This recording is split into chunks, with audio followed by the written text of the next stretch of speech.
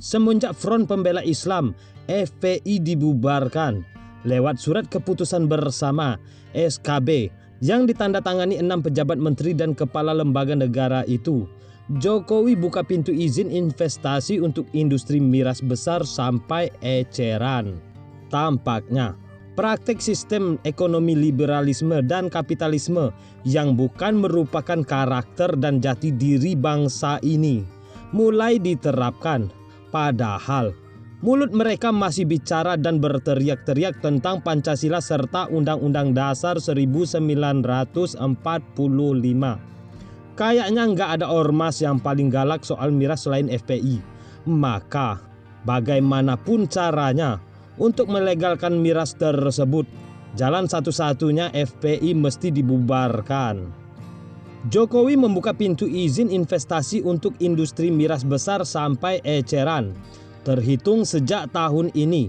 Sebelumnya, industri tersebut masuk dalam kategori bidang usaha tertutup.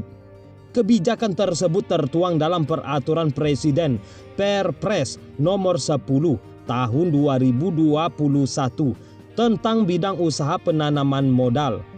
Belet yang merupakan aturan turunan dari Undang-Undang nomor 11 tahun 2020 tentang Cipta Kerja ini telah ditandatangani Presiden Joko Widodo dan mulai berlaku per tanggal 2 Februari 2021. Lebih lanjut, dalam lampiran 3 Perpres 10/2021, pemerintah mengatur ada 4 klasifikasi miras yang masuk dalam daftar bidang usaha dengan persyaratan tertentu. Pertama, industri minuman keras mengandung alkohol. Kedua, minuman keras mengandung alkohol berbahan anggur. Adapun keduanya mempunyai persyaratan, yakni untuk penanaman modal baru hanya dapat dilakukan di Provinsi Bali, Provinsi Nusa Tenggara Timur, Provinsi Sulawesi Utara, dan Provinsi Papua dengan memperhatikan budaya serta kearifan lokal. Penanaman modal tersebut ditetapkan oleh Badan Koordinasi Penanaman Modal BKPM berdasarkan usulan gubernur. Ketiga, perdagangan eceran minuman keras dan beralkohol. Keempat, perdagangan eceran kaki lima, minuman keras atau beralkohol.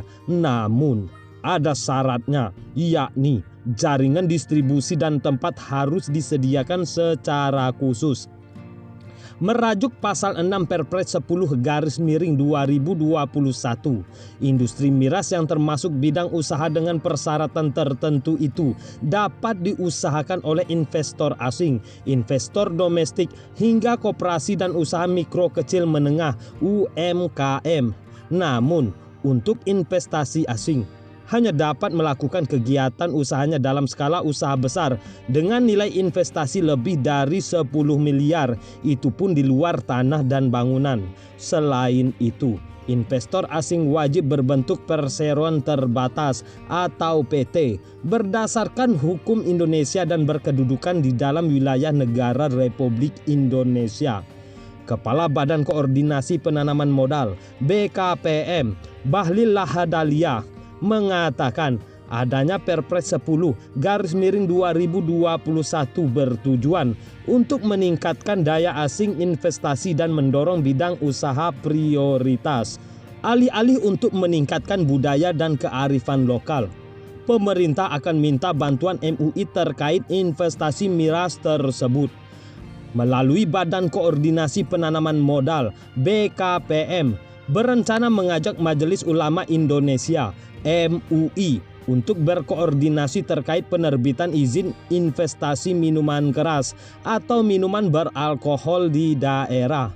Menurut Deputi Deregulasi Penanaman Modal BKPN Yuliot yang dikutip dari CNN Indonesia Sabtu 27 Februari 2021, mungkin sebelum diterbitkan rekomendasi diatur juga misalnya pembahasan dengan majelis ulama setempat apakah memungkinkan atau tidak. Lagi pula, meski MUI menolak kebijakan tersebut, Penanaman modal industri beralkohol tersebut tetap dimungkinkan oleh Peraturan Presiden Nomor 44 Tahun 2016 tentang daftar bidang usaha tertutup dan bidang usaha yang terbuka dengan persyaratan di bidang penanaman modal. Pada kenyataannya, sesuai Perpres 44 ini juga dimungkinkan, tapi dengan catatan mendapatkan rekomendasi terlebih dahulu dari Kementerian Perindustrian.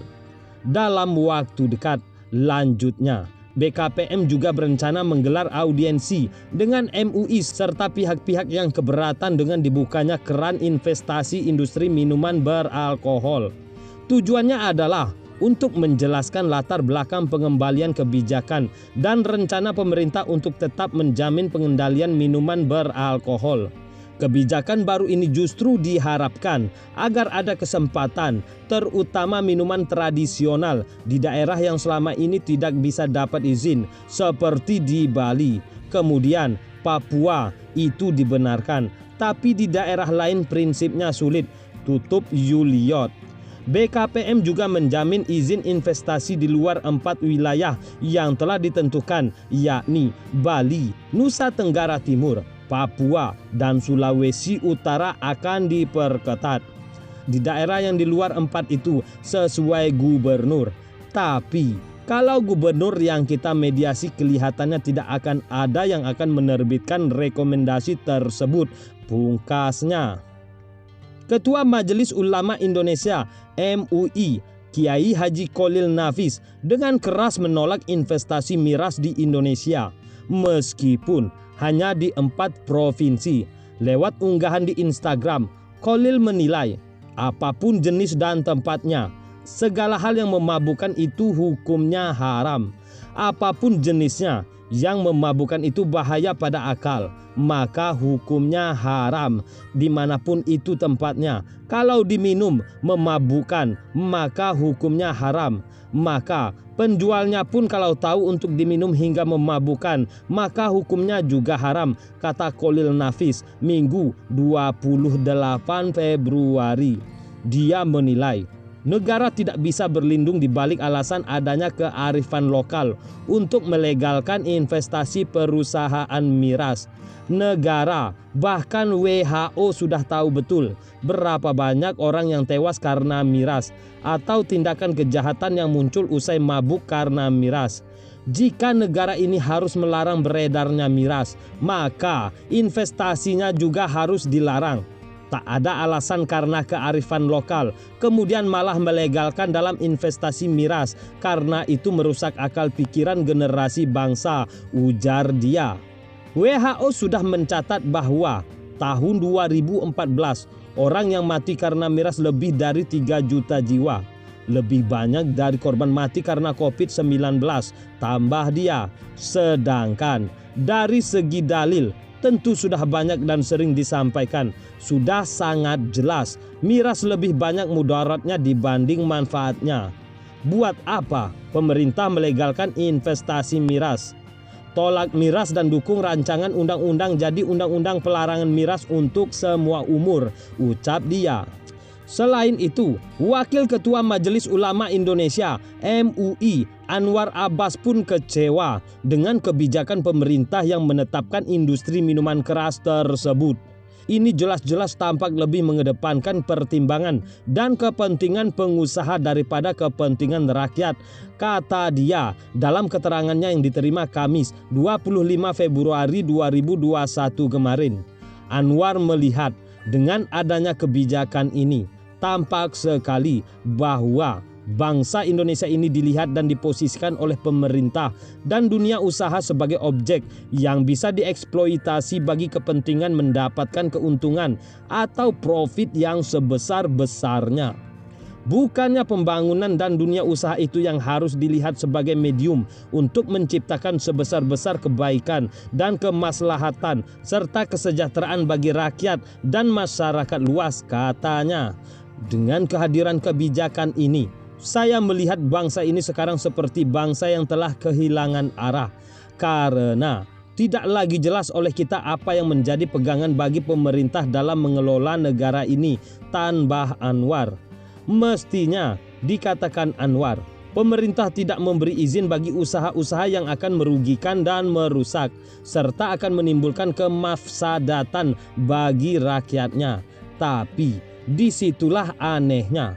Pemerintah malah membuat kebijakan yang menentang dan bertentangan dengan tugas dan fungsinya tersebut, ucap Anwar. Di mulutnya mereka masih bicara dan berteriak tentang Pancasila dan Undang-Undang Dasar 1945. Tapi dalam prakteknya yang mereka terapkan adalah sistem ekonomi liberalisme dan kapitalisme yang bukan merupakan karakter dan jati diri kita sebagai bangsa, pungkasnya. Menurut pengamat seniman politik Mustari atau biasa dipanggil si Bangsat Kalem, SBK, Jumat 26 Februari 2021. Harusnya Kiai Haji Ma'ruf sebagai kiai bisa berperan untuk menolak investasi miras di Indonesia, ungkapnya dilansir dari Suara Nasional. Kata SBK, keberadaan Kiai Haji Ma'ruf Amin sebagai wapres tidak mempunyai peran dalam memperjuangkan aspirasi umat Islam. Investasi miras yang merugikan umat manusia tidak bisa dicegah Kiai Haji Ma'ruf Amin, papar SBK. SBK juga mengatakan, investasi miras sangat bertentangan dengan Pancasila.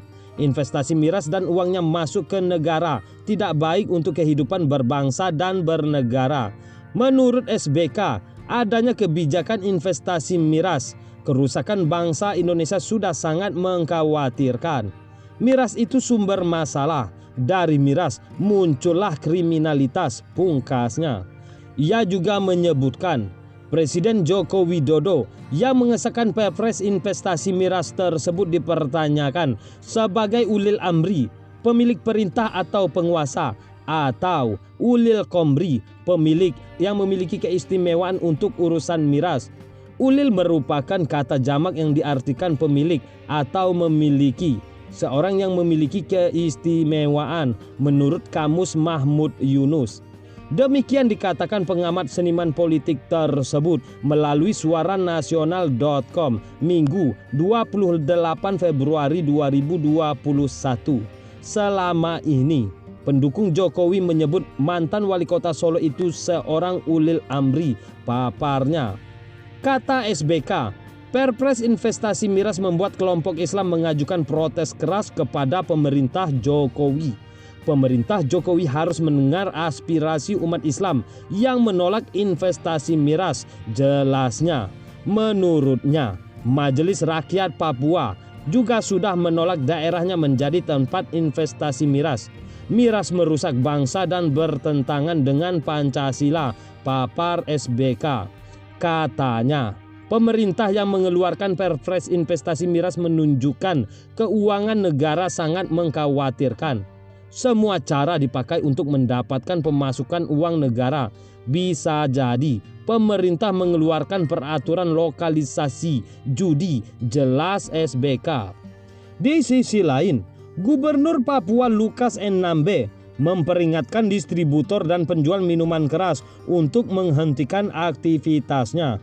Sebab Pemprov Papua melarang peredaran dan penjualan minuman beralkohol di bumi cenderawasih.